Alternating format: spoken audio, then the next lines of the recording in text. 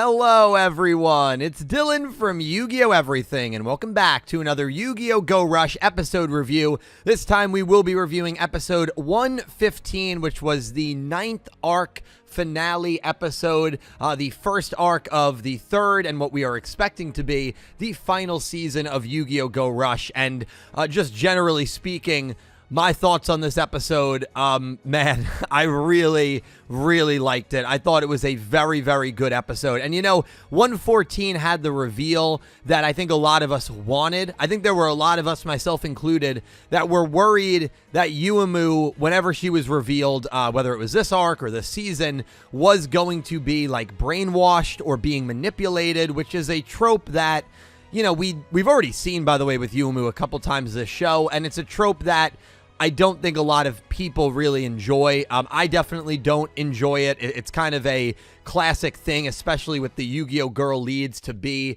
brainwashed or under some sort of mind control. And it just feels like not genuinely them, and so it's impossible to like really judge them if they are being like manipulated or just straight up being brainwashed by somebody. But that was not the case. Yugioh was obviously revealed to be the Dark Meister, and while she has certainly, you know, gotten to a very apathetic extreme level, and is definitely setting up to be the main villain at the moment, and one of the main villains of this final season. Whether she's the main villain or not will remain to be seen. I don't think so, but definitely the major villain for this arc, and probably the next arc as well.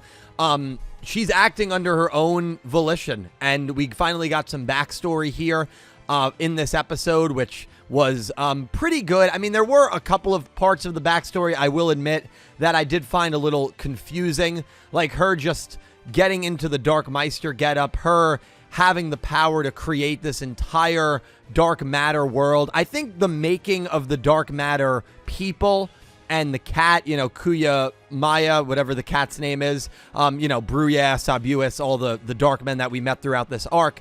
I think that made sense, right? She just used the udon with the dark matter material, and that's how she created them using the machine. But like how she made the entire like dark matter zone was not really explained all that well. So I thought they could have maybe done a little bit of a better job with that. I felt like that was a little confusing, but you know, at the end of the day, Yugioh was really at death's door. She was taken at the end of season 2 by this weird like aura, this weird stream, and I believe that this was not a coincidence. I know in the episode she says it was an unfortunate coincidence that she was standing there. I do not believe for a single solitary second that a random wave, a random wind blew her exactly to where Yugioh's ship was, and blew her to where all the Valkyrians lay dormant around this zone. I just don't believe it. And I actually think that the character that may have had an influence in getting her to that zone is Otis. And Otis, of course, was a big point of this episode. We'll get to him in a little bit, but that's just a little bit of a theory that I believe. Regardless, I do not believe that it was a coincidental wave that took her here. There's just, it would just be one of the, like it's too insane for it to just be a straight up coincidence, in my opinion. But anyway, Yugioh almost starved to death. She was about to die. She sees the ship. She's able to eat udon. She's able to kind of heal herself. And the whole entire time that she was alone, and by the way, isolation can drive somebody to like borderline insanity. Like if you're alone without human contact for 2-3 weeks, seemed like it was probably a month for her, you can certainly start to like lose your grip on reality. Like that is a scientifically backed thing. It's definitely scary, and it's sad to think that that's what she was going through out there. But the other important element of this is the only thing that's playing in her mind. She's got no contact with any person or any creature or anything until she made the dark matter people. The only thing going through her mind is Yugioh. Yugioh's memories. How do I make sure Yugioh has this happy future? And that is where her entire purpose lies in her mind. It's just, how do I make sure that Yugioh gets his happy ending and the conclusion to his happy story? And it was so telling when she sees all the dormant Valkyrians. The first thing she thinks of is not Udius, It's not Yugioh. It's not even any of the just generic Velgirians that she may have met along her way. It's Yugioh. That's the first thing she thinks of when she sees that the Velgirians are still potentially alive. And what does she do? She creates the Dark Matter Empire so that if you revive all the Velgirians, the Dark Matter Empire will cease to exist. Meaning Sabuus would die, Bruyere would die, Zayat would die, they would all die. And that is pretty crazy for Yugioh to do. But she knows that Yugioh is such a pure-hearted character that it's going to cause him hesitation as soon as he finds out that the price of bringing the Velgirians back means that all these Dark Matter Empire people would also cease to exist. And we see that. We see Yugioh go through that hesitation. And right when Yugioh is hesitating and doesn't know what to do, of course, a man who has no issues at all seeing people die, Quid duel, shows up and takes over Yugioh's body, which was very, very shocking. Now, we knew from the summary that an unexpected person was going to reach out their hand to Yugioh. I thought that it probably was going to be Quid duel. I did not think that Quid duel was going to take over the body of Yugioh and actually duel for him. And when Quid duel resurrects, Yugioh makes a weird comment where she's like, oh, you resurrected a little bit early. I think what she was referring to there is that Dormammu, there needed to be 8 Dormammu for Yugioh to revive. There were only 2 Dormammu when Quid duel revived. So I think, when I first watched it, I thought that, Yugioh was expecting somebody else to show up there. But it was brought up on the Crazy Eights podcast that we do on every Wednesday. And if you want, more in-depth on these specific Go Rush episodes, I definitely encourage you to check out that podcast. That it probably was in reference to the fact that there were only 2 Dormammu. And I do fully agree with that.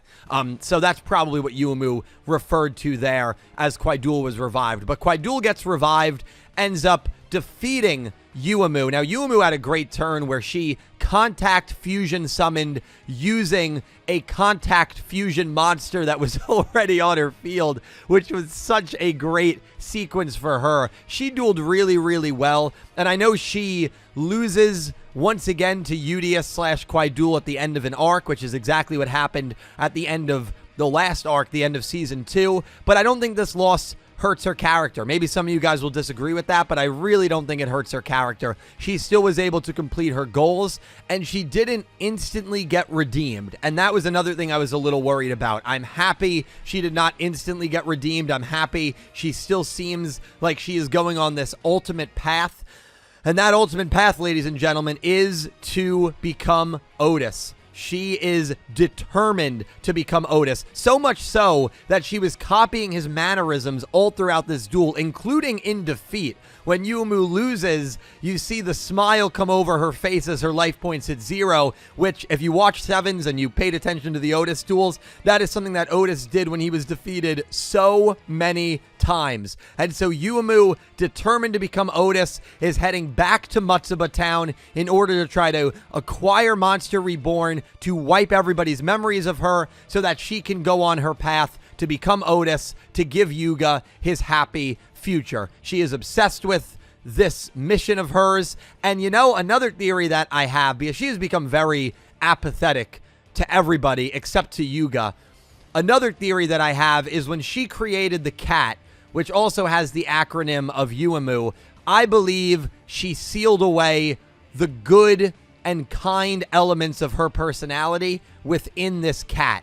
So I think that's why the cat is the one taking damage for the Dark Meister. I believe that's why the cat was talking to her and seeing if she was going to waver. I believe that's why the cat was the one who was, kind of checking her and keeping her in balance throughout these last 2 episodes. I think the cat is just like the good-natured heart of Yugioh that we saw throughout the first 2 seasons. I think she sealed away that part of her personality and her heart, and then all that's left is this determined, apathetic girl who is going to stop at nothing in order to become Otis and in order to get Yugioh his happy ending, which I think is really, really fascinating. I think it is a really, really great twist. And, I've said it a lot with Yugioh.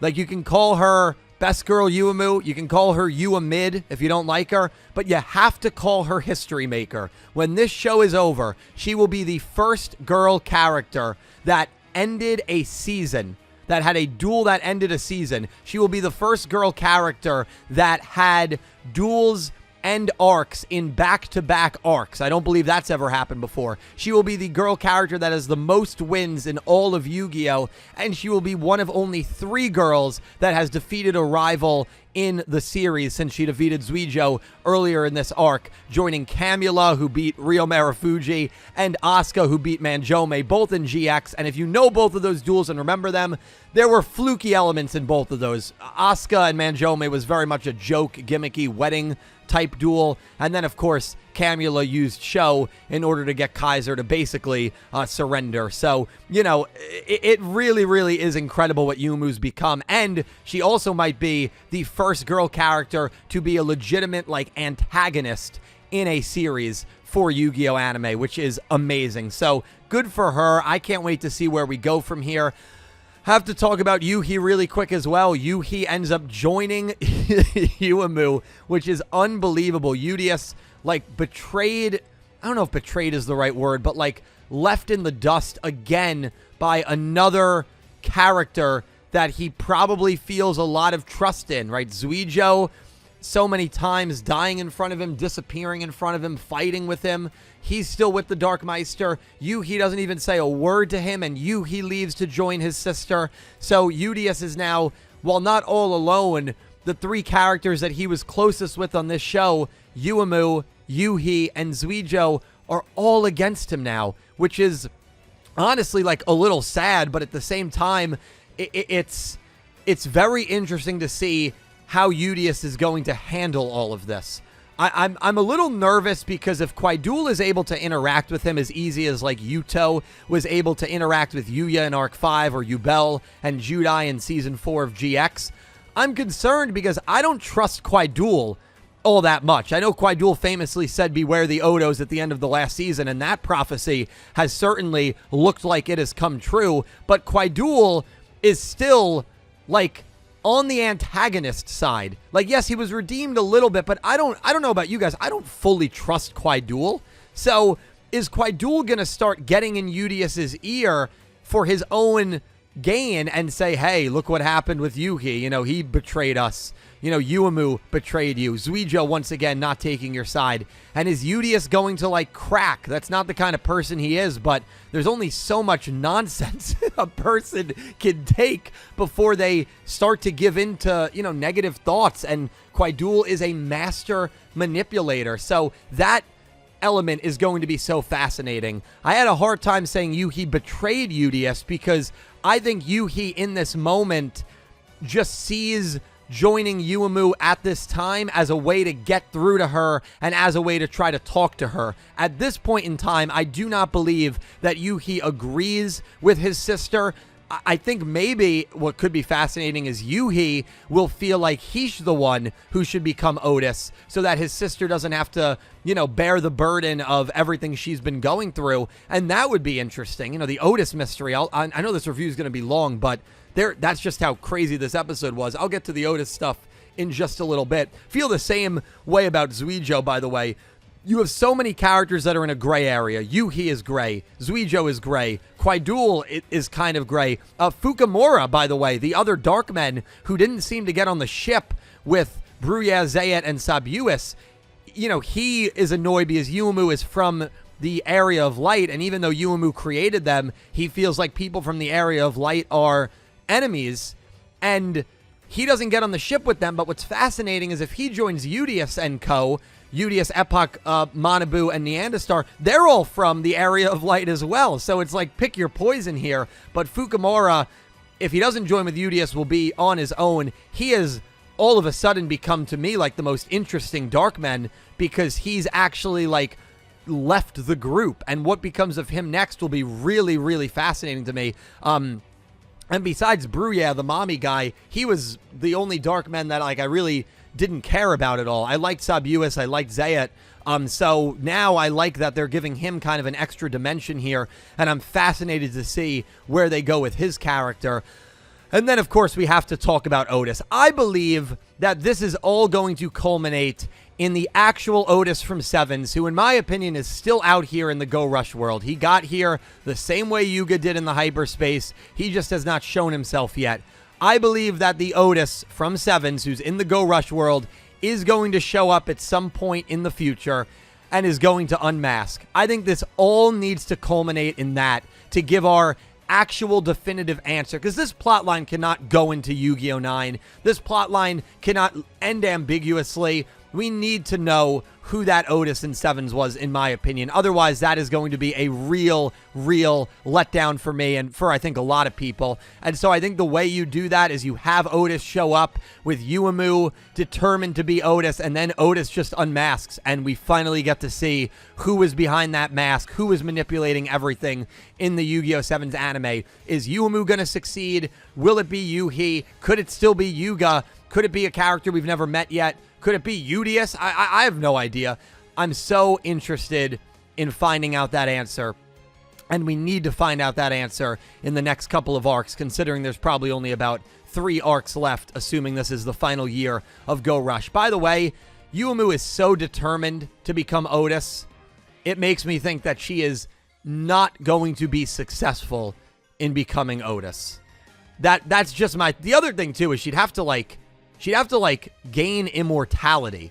Like, let's not forget about that. Like, Sevens is far enough in the future of Go Rush that Yuumu would probably have to, like, somehow gain, like, immortality, or, you know, maybe she could, a point that was brought up, maybe she could, like, upload her consciousness onto some, like, database, and then Otis is, like, AI, but with Yuumu's consciousness controlling it. I mean, they could do something like that, but... You know, the logistics of it are certainly going to be interesting if it ends up being Yuumu or Yuhi, even if it ends up being Yugioh. You know, if it's one of those 3, if it isn't Odo, that is Otis, that is going to be so interesting. We're headed for a war on Matsuba Town, and Asaka was a character they really made look strong here, which I liked a lot, even though she was not in the arc or the episode really at all. She outsmarted Yuumu. She did not put the Monster Reborn on the Curry Bread when the Curry Bread was sent up to space. So Yuumu is headed to Matsuba Town to launch an attack in order to get Monster Reborn back. We're going to see characters that we have not seen in a few months. Hopefully, you know, Asaka, hopefully Gohei Yuna. Feel like there's a good chance Gohei Yuna is going to join Yuumu's cause when she finds out it's to benefit Yugioh. So that's something to keep an eye on. You know, just to see like Zion again, the Lug, all those characters, I think is going to be a lot of fun. And to see them going up against Yuumu and potentially Yuhi and Zuijou. Phaser's still there. Could get Phaser Zuijou. Could get Yuamu Tremolo, which was hinted at the beginning of Season 2. A lot of really exciting matchups coming up in Go Rush, hopefully. But guys, those were my thoughts on episode 115. Probably my longest Go Rush review so far, because it was a doozy. I would love to hear all your thoughts and theories down below in the comments. No episode this weekend, so we will have to wait until next week, unfortunately, for 116, but that's all right. Thank you all so much for watching. I'll talk to you down below, and I hope you have an amazing day. Take care, guys. Why?